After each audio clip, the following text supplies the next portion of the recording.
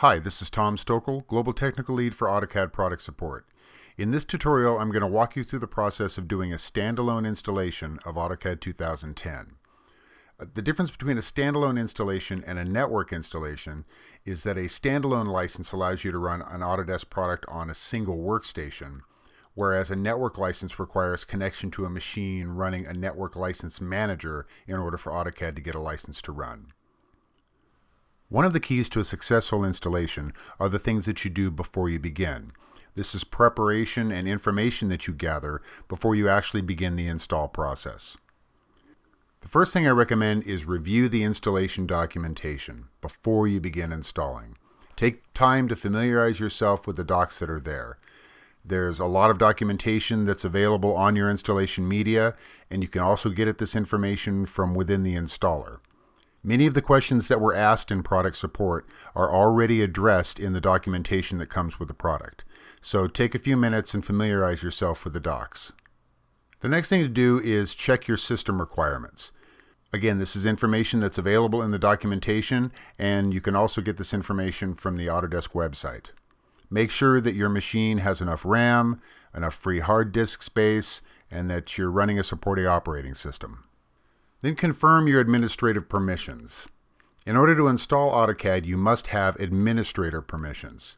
You don't have to have domain administrator permissions, but you do need to have administrative rights in order to do the installation. Once the installation is done, you don't need administrative permissions to run AutoCAD. You can run AutoCAD as a limited user. Make sure you turn off any virus checking software that you have running on your system before you start installing. Most virus software does real-time checks of files as they're being put on your system. And not only can this slow down the installation process, but it can actually introduce errors. So make sure your virus checking software is turned off before you install, and then turn it back on when you're done. It's also a good idea to close any programs that are running. There are some applications like Microsoft Outlook, for example, that can get in the way of an installation and can actually introduce data loss. So before you start installing, turn off anything else that's running. If you're a subscription customer and you're planning on installing AutoCAD in a different or additional language, now would be a good time to go to the subscription center and download that language pack. Don't wait until you get to that point in the installation. Go ahead and find the language pack now so it's already extracted and available on your local hard drive. And one of the most important steps is locate your serial number and product key. When you install AutoCAD, you're going to be prompted for both the serial number and product key on the product and user information page. This information can be found in a couple of different places. If you have a physical media, if you have the box, then it'll be printed on the outside of the box. Here you can see the serial number and product key. I've kind of blurred the serial number because these are live numbers, but trust me, there's an actual 8-digit number under there. So the first place is to look is your box. If you get it by way of electronic fulfillment, then there would have been an email sent to you that looks something like this. And that email also will include the serial number and product key for the product. And finally, if you're a subscription customer, you can log into the subscription center, go to Contract Administration, and you can find the serial number and product key for all of the products in your subscription. So it's a good idea to make sure you have all of this information before you begin installing. All right, let's take a look at the installation wizard. Here we have the installation wizard for AutoCAD 2010. If you're installing from a DVD, then this should launch automatically when you put the DVD in your machine. If for some reason it doesn't launch automatically, or if you're installing from downloaded media, then you'll want to launch the setup.exe file that is in your product media. You can see the different options of things you can do with the installation wizard. From installing products to creating deployments, installing network licensing tools, and then the documentation. The documentation, again, is something that's very important to read. If you click on this, this will open up links to all of the PDF files that are in your installation media. And then you can browse to any one of these guides to get more information about what you're working on. So for our cases, we'll choose to install products. One thing I want to point out is this sidebar of links.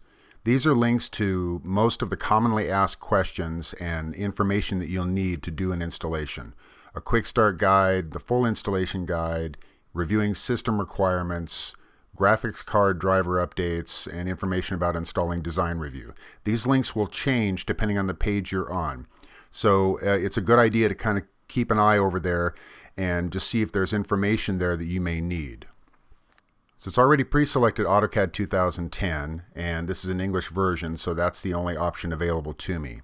If I were installing AutoCAD 2010 in another language, I could choose select language for individual products, and then from here I could browse and select a language pack that I had previously downloaded from the subscription center.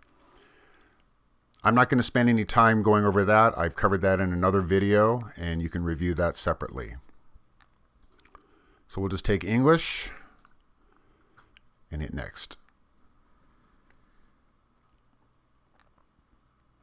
The next thing you need to do is review the Autodesk software license agreement for your country or region.